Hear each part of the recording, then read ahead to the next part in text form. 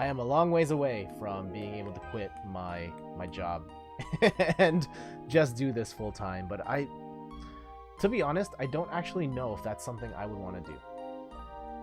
Like, from the stuff I've seen about streaming and like from the people who have made it, like, I look at Ninja's life and think, like, do I really want to stream the same one game for 8 hours a day every single day, and knowing he lost 40,000 subs because he didn't stream for one day because he was at an E3 charity event winning like $1 million for charity, but then losing like tens of thousands of dollars out of his own pocket?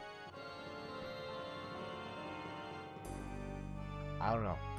I think there are, like, even if I were to get to that point, like just even before, like, the amount of work that it takes to get to a level where you have enough viewers and have enough donations to get to a point where you could do it full time, like, what's involved in actually making that happen, just, I don't know if that sounds all that appealing to me, to be honest. Yeah, that kind of stuff seems tricky to balance, just different kind of stress. Yeah. I don't know if I want that kind of stress, and the fact that you're then making video games your job, and I've had that experience before. Like, I've done, like, when I worked for, I mean, not like worked, I wasn't getting paid, but when I was writing for Splitkick, and I would get review copies of games, and I had to review this game, or, and like, not throwing any shade at any outlets I've done stuff for, but just the idea, like, when you are writing and you're making game content as a job, it's different from me doing the stream, getting to pick the games I want, getting to pick my hours, versus you've got to play this game, you've got a deadline, you have to write about it, and you have to play this game and rush to get it done. Like, the very first pro review I ever did was for a game called, it had the word blood in it. It was like it was an indie game that was like Scottish God of War, and it was awful. One of the worst games I've ever played. And like, I would have turned it off in the first 30 seconds of booting it up. Blood something. I'm gonna have to look that up. It was really bad.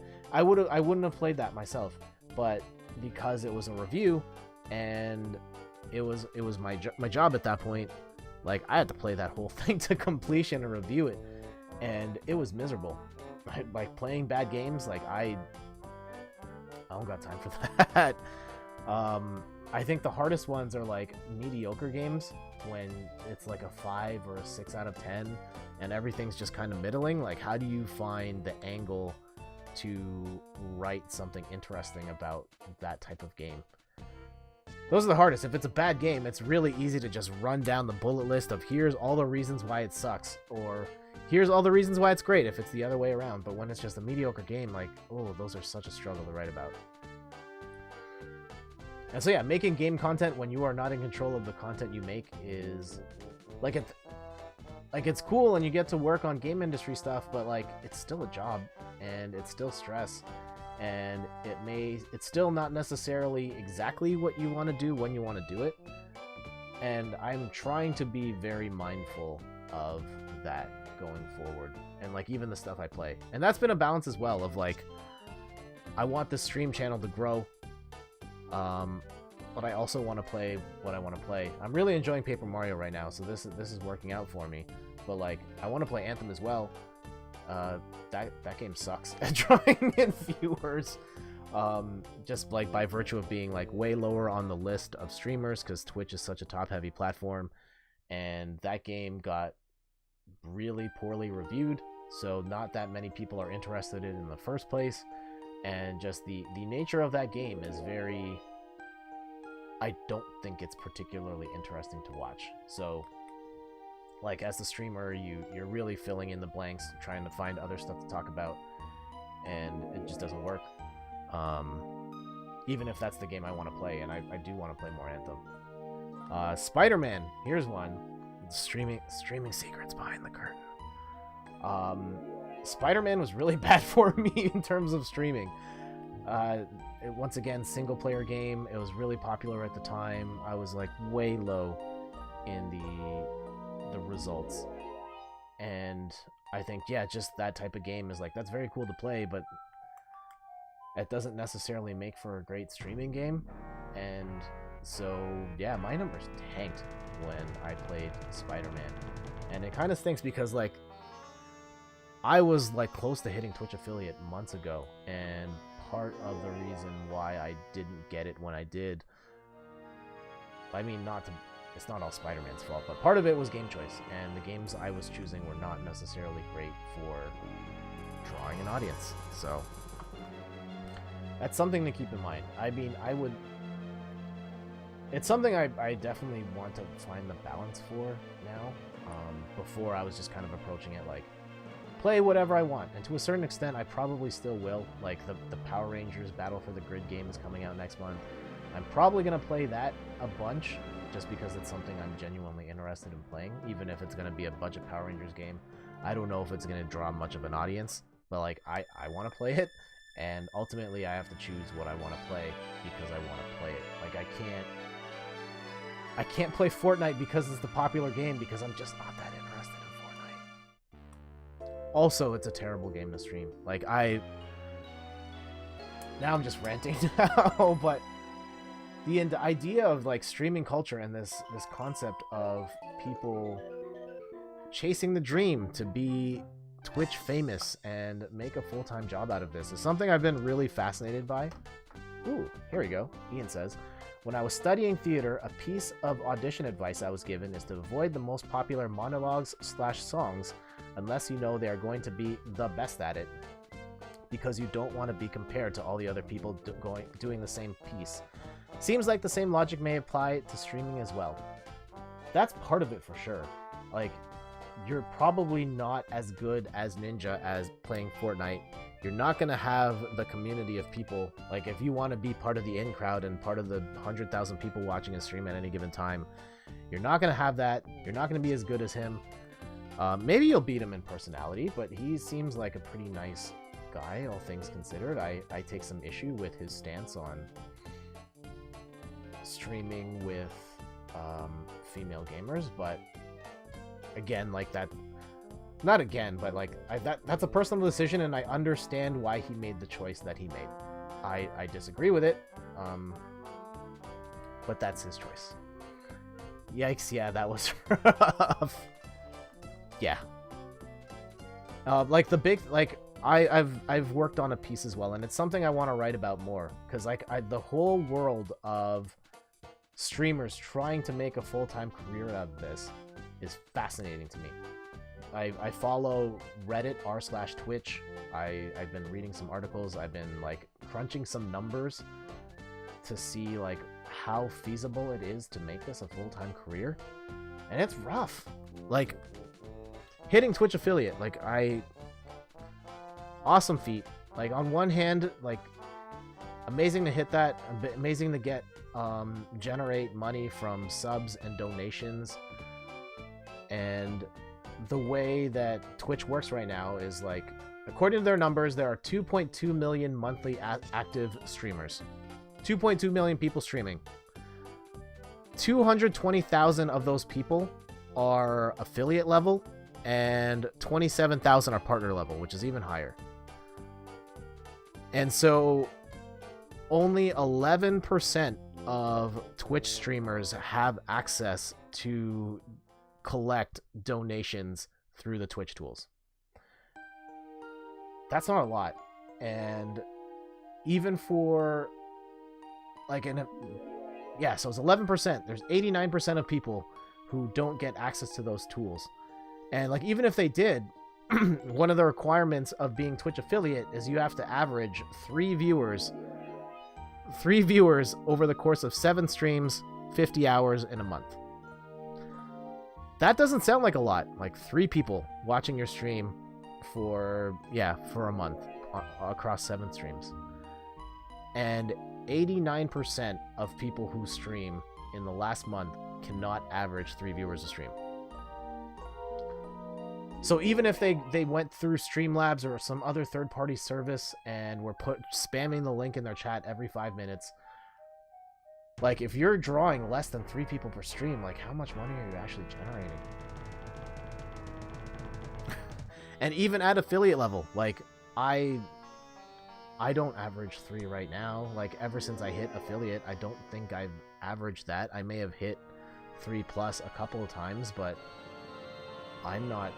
I'm still not at a point where, like, I can quit my full-time job. Not even close. And I've heard stories of, like, partner-level streamers who can't quit their full-time jobs. And they're in the top 1% of streamers in terms of viewers they can draw in. Like, that's... Yeah, top 1%. Like, I've been, like, following some numbers. There's a site you can... What was I gonna say? Yeah, even streamers who, like, affiliate streamers who generate, like, 10, 40, 50, 60 viewers per stream on average. Not quite partner level, but still, like, you don't think of that as a lot. I think a lot of people think of streaming as a golden ticket when everything I've read says that a bunch of those people are barely making ends meet. That is the most fascinating part to me about all of this. I think there are so many people who are in the world of streaming that think like, man, all I gotta do is turn on a webcam and play these video games and I'm gonna be rich. And there are so many guides out there, so many resources, and a lot of the guides that I've seen are very clear in saying like, this is really hard and you have to be really good. And even if you are, like, there's still a good chance that you're not gonna make it in terms of making this a full-time career. But there are so many people chasing it.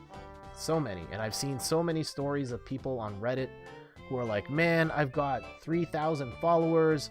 I get like 50, 60 people watching my stream and it's just not what I want. I want to quit. And meanwhile, like, someone pulling in 50, 60 viewers per stream puts them like in the top 2% of all streamers on Twitch. Like, if you're already at a point where you are in the top 2% of streamers and you're still not happy, or you're still not making enough to make ends meet, like, how high do you have to go? How much more work do you have to do? Is it even like realistic, or does it make sense to really chase that dream? I mean, if you really want this as your life, like, I'm not gonna stop you from doing it, but I just think the odds at this point are insanely stacked against the small-time streamer who's not already big. And that's before we even talk about the infrastructure of Twitch and how you can't search for small streamers. Like, looking at some numbers on some tracking sites, on average there's like 10,000 people streaming Fortnite at any given time. And you know what the Twitch search results look like. There's the boxes that go across, and then you scroll down and you scroll down. Like, if you're a new streamer, like for me right now, I think it's just you and me right now, Ian. If I was streaming Fortnite right now, it would be literally impossible for the average person to scroll all the way down to get to me. Like, no one's gonna scroll that far. So, like, yeah, for those people who are like, oh man, I'm gonna be the next Ninja, I'm gonna stream Fortnite and I'm gonna make it big. And, like, unless you're doing stuff outside the platform, like, no one's gonna find you. I think there's a lot of people that are like, I'm gonna follow Ninja and play Fortnite and I'm gonna hit 80 million headshots, and like, you maybe you are amazing, maybe you are better than Ninja, but like, if you're starting from the ground zero, like, no one's gonna find you. If you're streaming Apex, like, no one's gonna find you. I played a bit of Apex at launch, and I think that game is fantastic. I haven't streamed it because I was in the middle of trying to get the Twitch affiliate, and I knew that I just wasn't going to get to Twitch affiliate if I stream that game. I might stream it now, like, now that I've hit it and I'm not as concerned. Like, I'm just gonna stream it for fun, but it's tough. So I have been working on some stuff, but I feel like there's a bigger piece there. There's the culture of people trying to do it, the road to affiliate tweets, and like so many people scraping to get like 3 people watching their stream, just 3. And just the guides. There are so many guides out there and people selling guides, and I think there's some disingenuous stuff in some of those guides that kind of make it sound like follow these 10 tips and then you can quit your job and just stream as your career. And like, man, it's not that simple. And there's and like, it seems like it's almost more lucrative to make those guides than it is to actually be the streamer, because there are so many people chasing that dream who are willing to go through great lengths in order to do it, that they'll look for those types of resources. They'll be willing to spend a few bucks, and there seems to be like millions of people all trying to do this. Only a handful, like a few thousand, that are actually going to get there. But all those millions of people are going to be probably willing to spend money on resources and guides and all sorts of things to get them to the next step, whatever that is. Definitely a golden opportunity to take advantage of some desperate people, unfortunately. Yeah, absolutely. And so it's something I'm keeping tabs on. I've written something. Like I kind of want to talk about it in like the bigger picture, but it almost feels disingenuous of me to kind of write about it as a small streamer myself who struggles to get 3 viewers at a time. So like I've kind of reframed this piece around like just me and how realistic is it for me to hit that sort of goal. But I think there's so much there, just the whole culture around people trying to make it and how far they'll go, and potentially other people taking advantage of that situation, or just making a quick buck, or even the genuine people who are making great guides. There are some awesome guides out there of people offering stuff, and I love that the best ones are very clear in saying, hey, if you just want to stream for fun, you probably don't need this guide, or like this will help you make your picture look better, but like if you're really looking to grow an audience, like please keep in mind that this is not, that it's going to be tough. It's a hard road. Maybe you don't quit your job before you do any of this stuff. But yeah.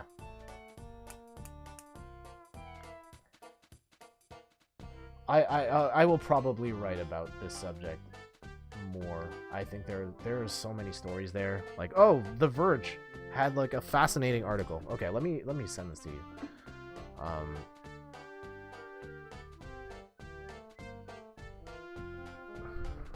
The Verge, Twitch, Zero Stream. You don't have to read this right now, but like, this was a crazy article to me, and for me, having streamed, like I actually started streaming in 2017. I was streaming on, I bounced around a lot. I think I did 1 or 2 streams on Twitch, then I jumped to Facebook Live, then I jumped to YouTube. And so I totally believe this article. And it's an entire article of a whole bunch of stories of people streaming on Twitch who had no one watch their stream for months or years at a time. And I totally believe it. Like, depending on what you're streaming, like if you're streaming Fortnite, and if you don't go out of your way to advertise it, because maybe some people aren't necessarily comfortable with social media, or they don't have a following big enough to attract outside people in, or they don't know how to use hashtags or whatever. And so yeah, there are people who go years without a single viewer finding them, and that's crazy, and they still do it. And some people, I mean, for the people, especially for the people who are actually trying to do this as a career, like, that's tough. And even if you're just a hobby streamer, just being in front of this camera and having no one watch you is such a, it's like one of the people in the article says it's like one of the most demoralizing things, and I totally agree. For me right now, like, if there's one person in the stream, like, it's way different than me streaming to 0 people. Just because that I can have that interaction and I know someone's watching and we can have a great conversation and things can go places where it wouldn't necessarily have gone. And just to know that, like, I'm entertaining someone, anyone, it does mean a lot more than like, oh, this camera's on, I've invited everyone to my birthday and no one is here. That sucks. And yeah, for me, like the first few months of streaming, I like all my streams on Facebook, all my streams on YouTube, like nobody watched. You would go hours and no one would be there. Multiple streams, no one would be there. I don't think I got a single person send a message to me in the chat while I streamed on Facebook at all. Actually, no, I did. One person did, and it was an account that just said like super racist stuff. And then I clicked through his page and it was just like all this white supremacy stuff. Like, nope, blocking this guy. And that was the only comments I ever got on Facebook. And then when I started streaming in earnest in 2018 on Twitch, a mentor of mine once described theater as 90% disappointment and 10% elation. I think any creative career can be like that. You spend a lot of time grinding and being discouraged just to strive for that moment, and that feels good enough to keep you doing it. Yeah. I think that there's a lot of parallels between Twitch and the theater. I think Twitch is a... I think there are a lot of people who think of it as just playing video games on, like, video games with the webcam on, but I think it is closer to theater. Like, at the end of the day, this is an entertainment platform. I'm putting on a show, and I'm trying to entertain the people viewing. If I want people to stay and watch me play, like, that is what I'm here to do. And I enjoy that process, and I enjoy the talking and us getting to connect and have these kinds of conversations and share these gaming moments with each other, and I enjoy that part of it as well. But yeah, there absolutely is a performance part in being able to entertain an audience in order to keep them around. And that's something I want to write about as well. I have been writing some stuff about that side of Twitch, and I need to hash that out a little more in my head.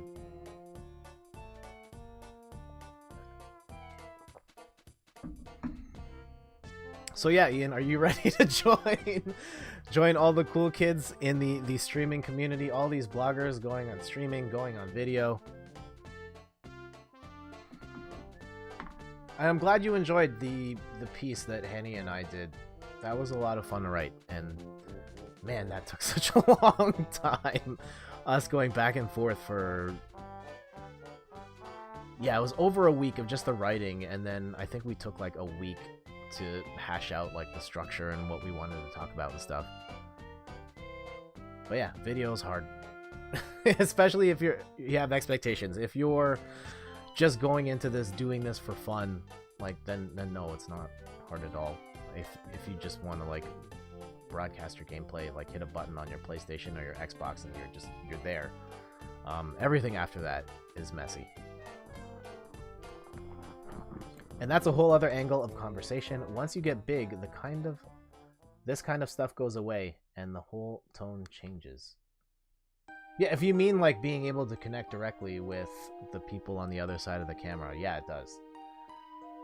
I've seen like you can kind of slow it down or add follower modes or like subscribers only, but then if you're big enough, it's still tough to follow. And I don't know if I'd want that. I like being able to connect directly with you and connect with everyone in the chat. I think that's the best part of this whole thing. Even more so than playing these games. I mean, I just use it as like... For me, I look at like whatever the game I'm playing is just the backdrop for what we are doing here.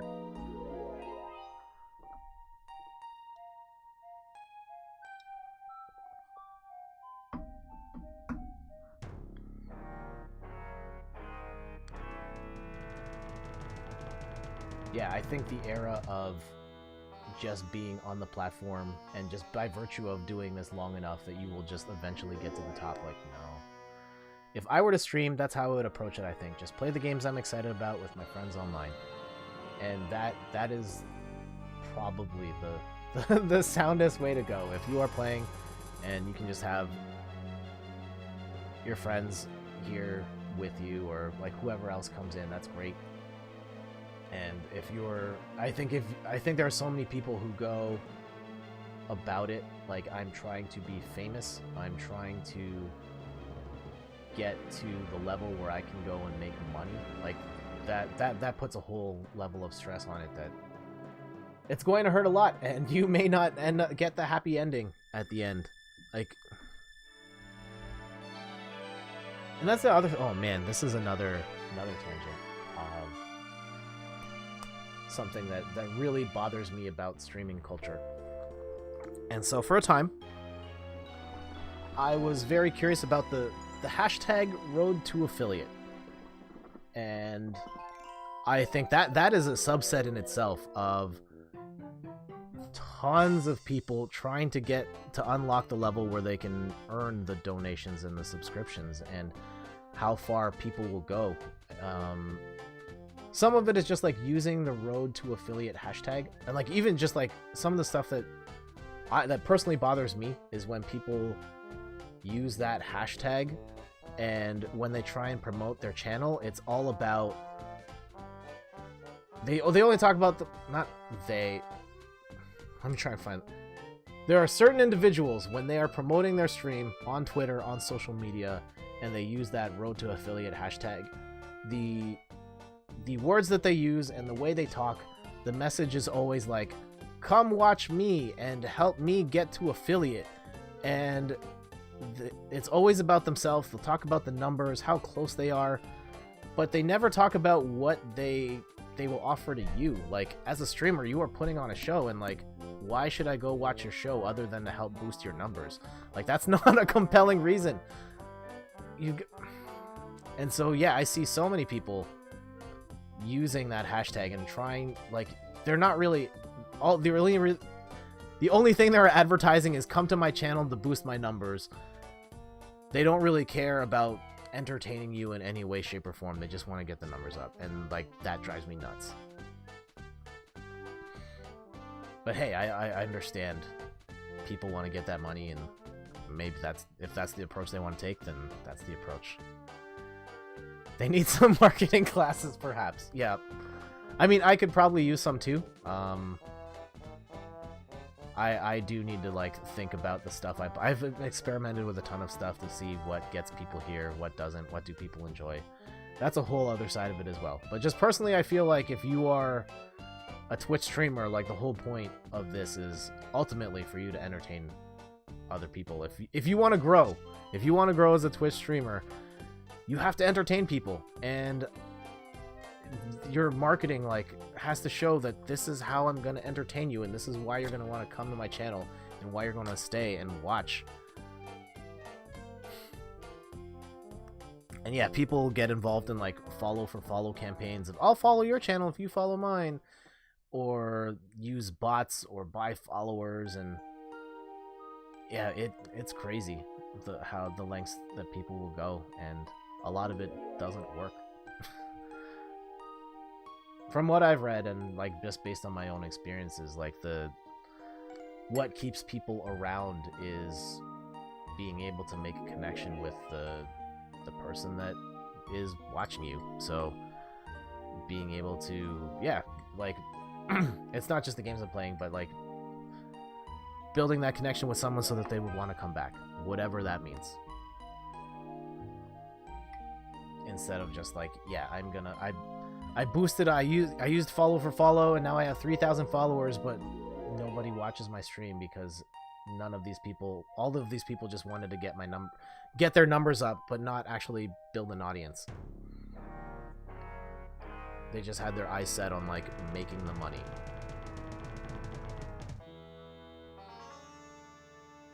It's crazy, man. And it's such a different world from like the blogosphere, and why I feel, and the people that are, at least from my point of view of like why people blog versus why people stream, I think it's a very different crowd. I get the sense, especially now where video is the prominent platform, and it seems like the road to generate money and generate fame and all of that stuff seems lower than it is on a blog. And yeah, the audience that's blogging now is still writing. I feel like bloggers are definitely more chill. Yeah, I think it's a little more chill. And I think the big difference between bloggers and I think streamers in particular, this kind of extends to video as well, but I think bloggers have a better understanding of how to make content and how to take an idea from the world and present it as something that people would want to see or consume. And so, yeah, I think just there's the people that are writing at this point are doing it because they have ideas that they want to share with people and points that they want to make, versus I feel like there's a lot of people that are streaming because they want to play video games and get famous and do it for a living, versus the blogosphere. I find at this point you're in it because you love blogging, because you're probably not here for the money. At least if you know where the money is in making blog posts and stuff, please let me know, because I certainly haven't found it.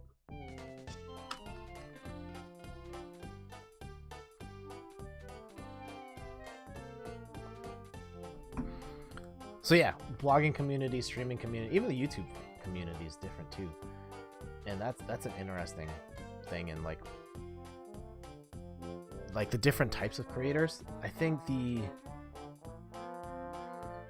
there's one particular creator, I'm not gonna name names, the vlog in particular, I find the vloggers I find very interesting, in that, like, how fascinating is your life really to justify vlogging every single day? Because like my vlog would be really boring if I were to try and vlog every day. It's like, well, I'm taking the train to work, I'm taking the train home, we ate dinner, now we're in bed. Like, even if you're doing it full time, like, what are you vlogging about every day? And I see a lot of vloggers, like Steph watches a bunch, and it's interesting to see certain vloggers, like, you can tell when they've hit the wall of just like, I don't have anything to say anymore, so I'm gonna rely on like whatever the hot internet challenge is, or just like ridiculous stunts and stuff to get attention. That in itself, interesting challenge. I'm not here to, before I get myself in trouble here, I'm not trying to disparage any particular creators or subsets of creators. You're all great, and it's a hustle and it's hard, and most of us are doing this for the love of the game, and I respect everybody out here creating stuff. But yeah, everyone's got their challenges. There's some bad apples in all of them, or people going about it the wrong ways. But yeah, it's just interesting to see kind of the culture of creation and where creators of different buckets are at, and what the scene is like, and what people are doing to grow their audiences or make money. Like, in a weird way, I find that almost more fascinating than, I think now that I've gone into the world of streaming and looked at this more, it's almost more interesting than the games itself and the games coming out. It's just like a weird, I don't know, social study exercise, and just the study of people and how far people will go to be famous or be the best at their craft.